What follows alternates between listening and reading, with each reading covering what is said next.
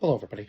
Today's review is going to be of a show from a couple years ago, which it looks like they might be doing a second season of, although I haven't heard anything about it.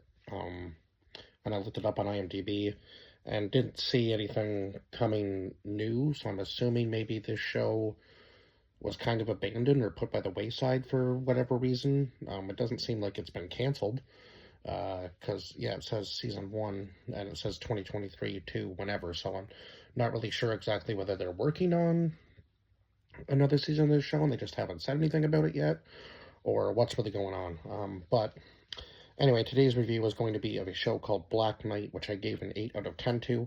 It was like a post apocalyptic type deal where Korea, well, I guess really the world was hit by a meteor, which sent the world obviously into like a post apocalyptic state. And then Korea divided themselves into districts. So it was kind of almost like a Hunger Games idea, but somewhat different. Each district was a little bit worse off than the last, I guess. So we had the general district, and then the special district, and the core district. And the core district seemed to be the most profitable one, which was all done underground. So it seemed like they had obviously the most benefits and probably the richer people living there, obviously, right? And it seemed to have the most like government influence in it, I guess, I suppose, as opposed to some of the other regions. So the general district was obviously one step above, I guess, where the special district would have been. So I guess the special district was like the one above ground, if I'm understanding correctly, where like most of the refugees would have been. And of course, it seemed like the refugees had obviously the hardest time. So they had these delivery men from the core district who worked for this company called Cheatamong, delivering oxygen to people. And so basically, the obviously because the world was polluted, oxygen was pretty low, right? So it's people trying to survive on the surface of the earth and uh, creating life again, basically, like even plant life and so on and so forth, because the world was so polluted that it just wasn't going to work correctly, obviously. But the one grandfather was able to slowly start to, with the right type of dirt, um, like the right type of soil and water and so on and so forth, he was able to slowly start bringing plant life back. So it was kind of cool. And it seemed like he had a pretty solid mind, just based on some of the conversations he had with certain characters, especially the father of um, Ryu Seok, um, who was basically trying to take charge of the uh, core district from his father. And he eventually does, right? So they had this whole, I guess, plan. Basically, he was trying to explain to the one grandfather that he could have done a lot more underground if it had been for him anyway, because I guess he was sort of like a genius. Obviously, it kind of shows throughout the show, right? But so we'll go over the cast list a little bit before we get too much more into that. So Kim Woo Bin, who played Delivery Man 5'8". I don't think they ever actually say his name, and he kind of has like a little bit of a claim to fame, I guess, from the show. He seems like kind of one of the more famous delivery drivers. I'm not really sure exactly why. I believe, from what I'm gathering, he was also a refugee, obviously, and 9 years prior to him becoming a delivery driver, it seemed like he was fighting against, obviously, the core district and the military and so on and so forth, and somehow ended up surviving his attack, which was kind of crazy, and then eventually worked his way into becoming delivery man. So I'm not exactly sure how. I wish they had showed maybe more his backstory, because he did seem to be the main character of the show and not really one to be messed around with, that's for sure, especially when he was kind of bringing in, like, recruiting people in order to rise up against um, the core district and Ryo Seok, who was played by Song Seong Hyun. I hope I'm not butchering these names. And then Kang Yoo Seok, who played Sawol, who was also, I guess you could kind of see, it was kind of hard to, like, the main character to me was obviously 5'8". That just made the most sense to me. But when he was bringing in this younger kid who was also kind of had like a main storyline in the show as well, loses his sister, I believe, or at least one of the people he was living with, and he was also living with Sal Ah, who was played by Isam. Oh, Jiang Sal Ah, who was played by Iam. Um, and she was part of the military, and of course, she was part of the military, but she was also ended up becoming part of 5/8's team. And of course, 5/7, the original 5/7, tries to kill himself due to the fact that he was basically the what was it? I think they called him like the key for the core district, and he was working with the core district to, I guess, slowly wipe out the rest of the refugees, which seems kind of crazy. That was Ryu's plan. Like the entire show was to just take out all of the lower class people, and then I guess the middle class and the upper class would live peacefully. I'm not really sure exactly what he was thinking, but he did it in such a diabolical way. Like, he had people in pods, so he turned up the one guy's pod to kill him, and then came up with this plan.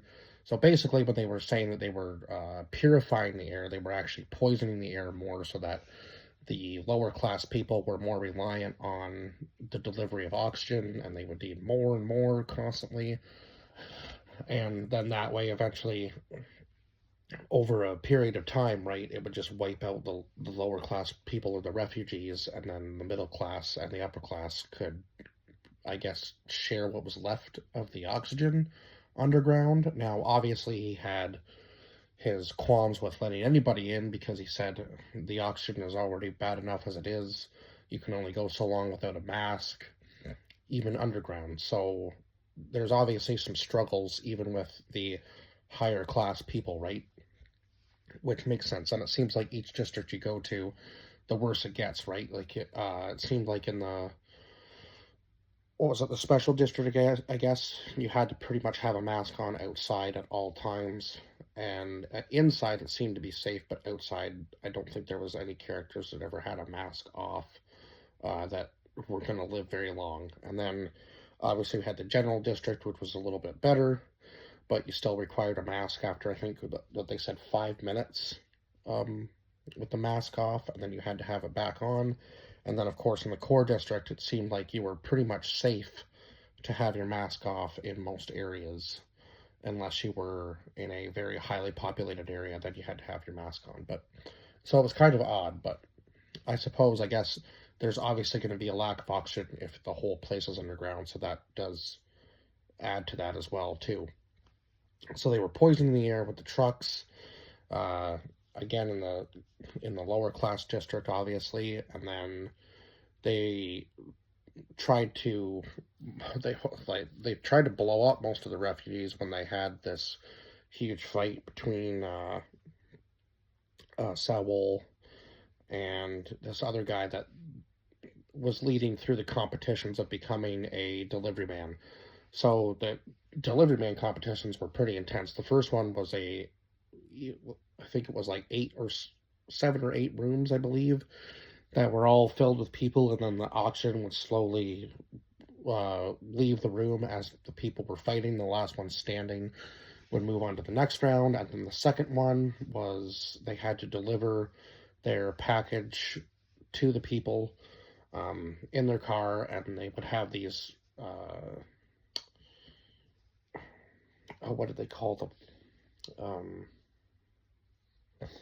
I can't remember exactly what they called the people who were after the packages, like on their way to the finish line, but they essentially they were just prisoners, so they were letting all these prisoners loose, and of course they could kill them and if their package got damaged or taken, they would obviously be out of the competition, or if they were killed, right?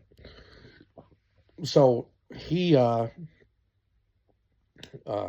Sawal crashes his car, gets into another car, and then crosses the finish line with the girl that was supposed to be originally in that car, but his package was damaged, so he was kicked out of the competition, sent back, and then, of course, they were trying to say that, this underdog story of him being a refugee would be something, right? But they also didn't know that he was a mutant.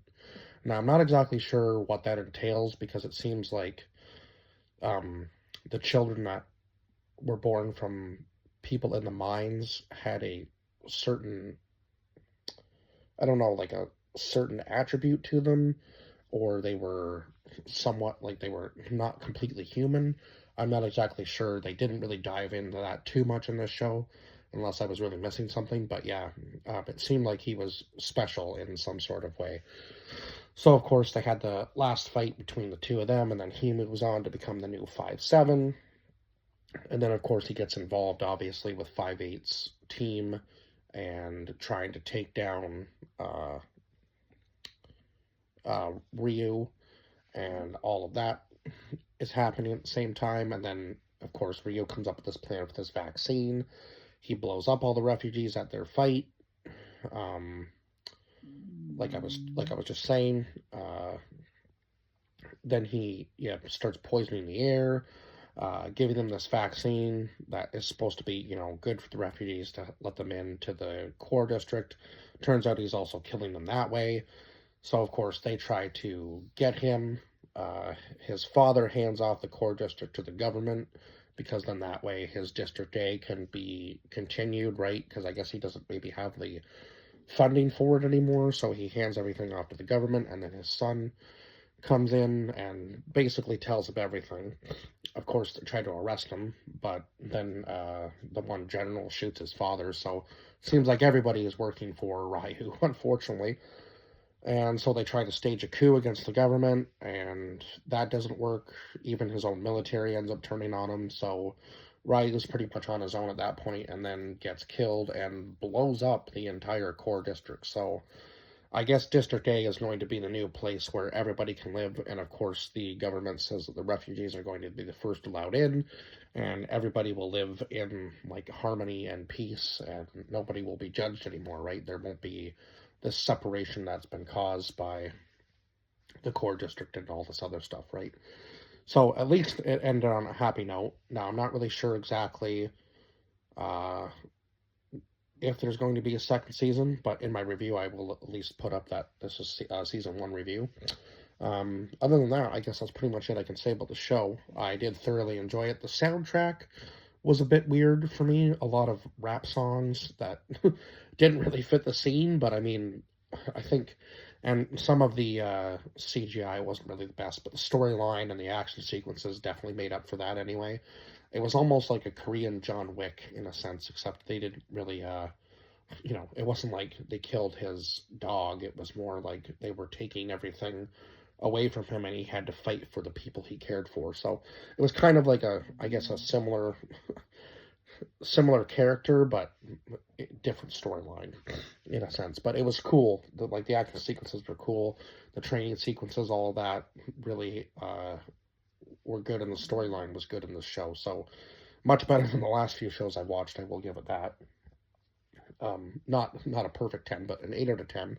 So, if you know my rating system, if you watch some of my other videos, you know how I rate. So, yeah, that means that I would go back and watch this multiple times and not be ever sick of it, and probably pick up a few more things, maybe that I did in this first watch. But anyway, I will see you guys in the next review.